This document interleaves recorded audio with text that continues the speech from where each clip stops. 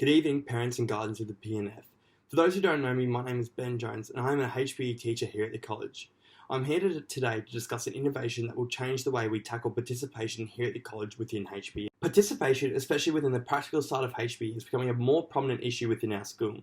Over the last 2 weeks, a survey has been conducted on how many students sat out of each prac class. It was found that on an average, 6 students sat out of each practical class in the grade 9 classes. Of classes of 22 that we have here at the college, this equated to be 25% of students in classes sat out.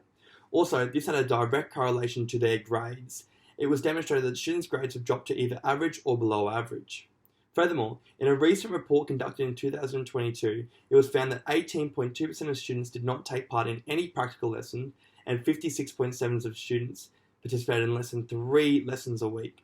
Furthermore, it was found that the age group 14 and 15-year-olds had the most common age group to have the lowest amount of participation.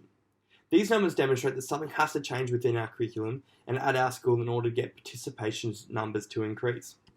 Therefore, the proposed innovation that will be implemented before each year, students will get to choose a sport that aligns to the curriculum for each term. For example, in grade 9, students will undertake a striking and throwing unit. Before this unit starts, students will have the ability to choose whether they would like to do either softball or cricket for this unit. This will hopefully improve students' participation levels within HPE, as they will have their own autonomy to choose what they are interested in rather than what they are forced to learn.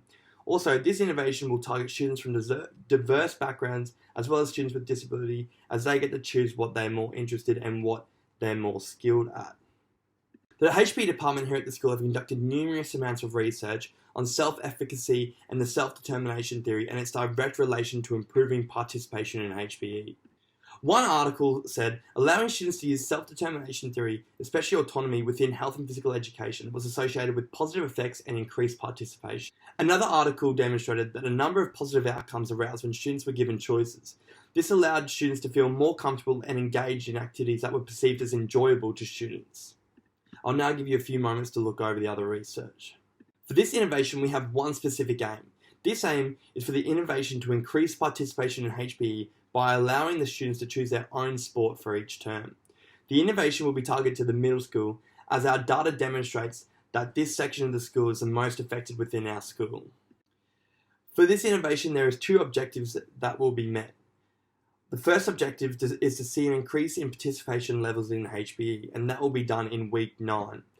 The other objective is a weekly objective, and this is for teachers to track weekly participation levels. Furthermore, our innovation directly links to the curriculum. As you can see on the board, I'll give you a few minutes to read what it directly relates to. Furthermore, the reason behind deciding to do striking and fielding for our innovation was because of students' grades. It was found that at our school, students really struggled with sports relating to striking and fielding. This innovation has numerous future outcomes that are extremely positive. There are 4 key future outcomes that will be discussed. 2 future outcomes will be student-focused, and 2 future outcomes will be school-focused.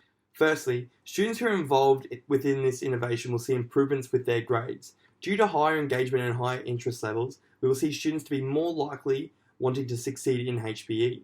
Another student-focused outcome we will see students being more focused in class. Due to the students' autonomy, this will see students more focused during the lesson and when completing tasks for the subject.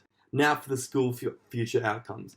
For our school, we will see higher participation levels within cohorts who are involved in the innovation. With students being able to select their sport, this should increase participation due to students choosing a sport they will be interested in doing. Lastly, we will also see a culture shift, where students are more likely to go to engage with sport days and inter-school sport carnivals. As you can see on the PowerPoint, we have 2 time frames provided. The first one was when the class survey was conducted. The second one is for term 1.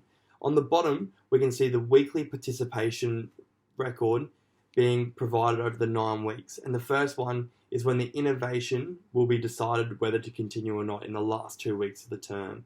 Due to the school having sufficient oval space and plenty of equipment to cover multiple classes at the same time, therefore this innovation will be no cost to you or the school. Thank you for your time today. So overall, this future innovation will likely increase the participation in HPE. The way this will be done is giving students the choice to choose sports. So before each year, the students will have their own decision on what sport they would like to do for each of the curriculum tasks set. So for the first term, the grade 9s will be doing striking and fielding, and they'll have the option of doing softball or cricket. Will target everyone from diverse backgrounds all the way to students with disabilities. Thank you for listening.